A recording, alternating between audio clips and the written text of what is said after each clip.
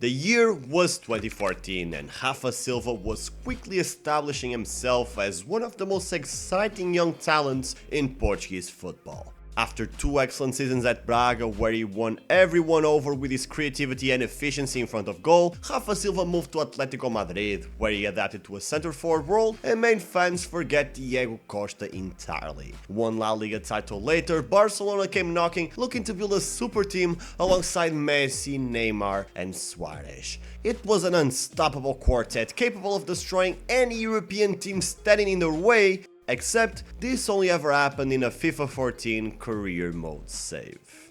The truth is, even if that version of events didn't unfold in real life, Rafa was genuinely a huge prodigy. Yet, 11 years later, Rafa is little more than a footnote in a Portuguese golden generation that emerged right alongside them. When we think of talents from his age group, we think of Bruno Fernandes, Bernardo Silva, Ruben Dias, and with so many new high-quality players emerging over the last 5 years, Rafa became obsolete even for the clubs he chose to represent. So today, taking advantage of the debate and controversy around his indifference towards football, we're going to break down the strange career of Rafa Silva. We'll look at his rise, his personality, which often clashed with the football world, his downfall, and his apparent detachment from the sport. So, as usual, let me give you some context.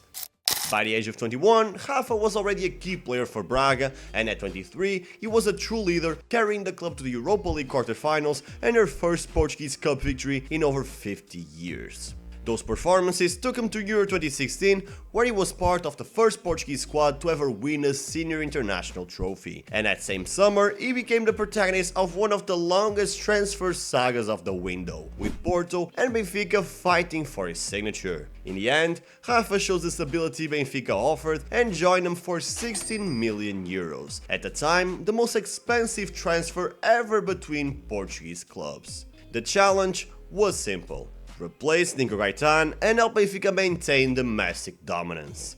But despite all the opportunities he received, Rafa didn't immediately live up to the expectations created by that price tag. Carrilho, Salvio, and even Gonçalo guys in half a season all produced more than Rafa. He wasn't terrible, he was just wasteful. And the following year, Benfica missed the chance to win a 5th straight league title. Very few players stood out that season, and Rafa wasn't one of them. However, what he had shown pre-Benfica, combined with the occasional flashes of brilliance, was enough to keep him in the squad. And in 2018-19, the hype finally became reality. Under Bruno Lage, playing attractive attacking football, Rafa was crucial in Benfica's incredible comeback, turning a 7-point deficit into another league title. But again, when you think about that season, do you immediately remember Rafa, or do Felix and Seferovic pop into your mind? The truth is, Rafa was just as important as both of them. So much so that he earned his place back in the national team just in time to win the first ever edition of the Nations League.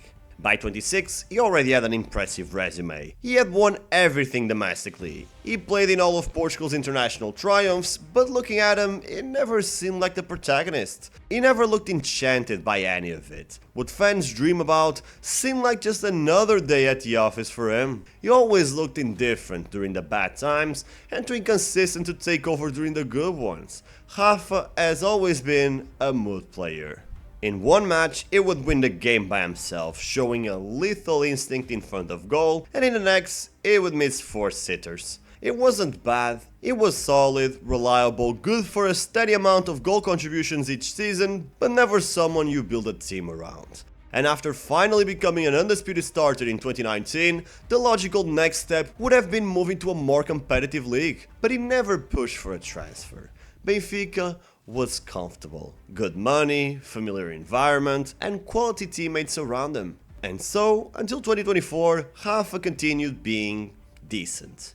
He won more domestic cups, another league title, and despite spending more seasons at Benfica than icons like Simão Sabrosa or Oscar Cardoso, even after recording 37 goal contributions in his final season, Benfica fans weren't exactly devastated when he left. His departure felt like when that intern you greeted twice in the hallway leaves the office. If Ronaldo is the embodiment of confidence and Messi the embodiment of genius, Rafa is the embodiment of indifference.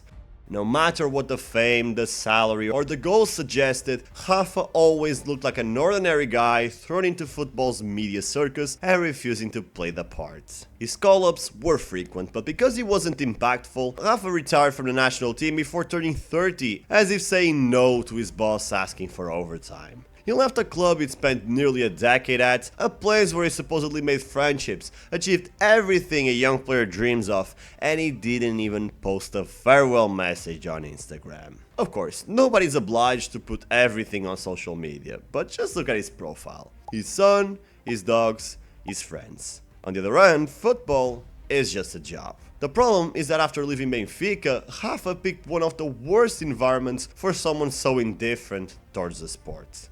Turkey, a place where fans live and breathe football like their lives depend on it. And the issue is that Besiktas made promises they couldn't keep. They brought in Rafa alongside João Mário and other talents supposedly capable of fighting for the Turkish title, but they finished fourth. This year, Besiktas offloaded João Mário and Jetson, leaving Rafa even more isolated in the dressing room, and the new signings aren't delivering. Add 4 different managers in a short period, and it's easy to understand why Rafa's frustration has become headline news in Turkey and Portugal. The biggest headline, and the biggest of them all, was that Rafa was willing to retire immediately. Shocking, right? But coming from someone who retired from the national team before 30, someone who has 0 photos online holding the Euro trophy or any of Benfica's titles, is it really that surprising?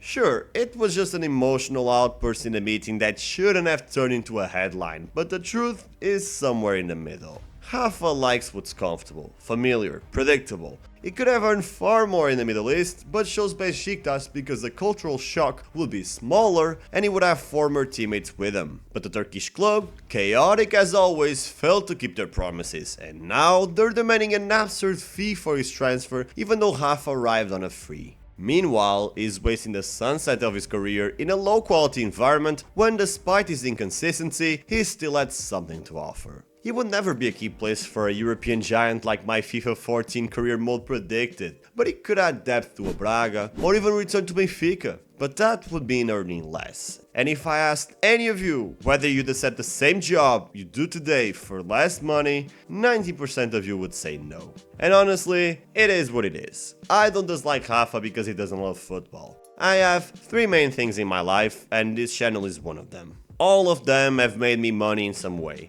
but my more conventional job is what pays the bills. I don't hate what I do, but I'm not passionate about it. I study enough to do it well, and I rarely take work home. And trust me, if I could support myself and my family with YouTube and my other hobby, I would quit my job immediately. A lot of you understand that. So why do you criticize a player who simply does what he's paid to do? There's nothing in Rafa's contract that says he must kiss the badge, pledge eternal love, or spend hours watching football. It might have helped his development, sure, but nobody can force him.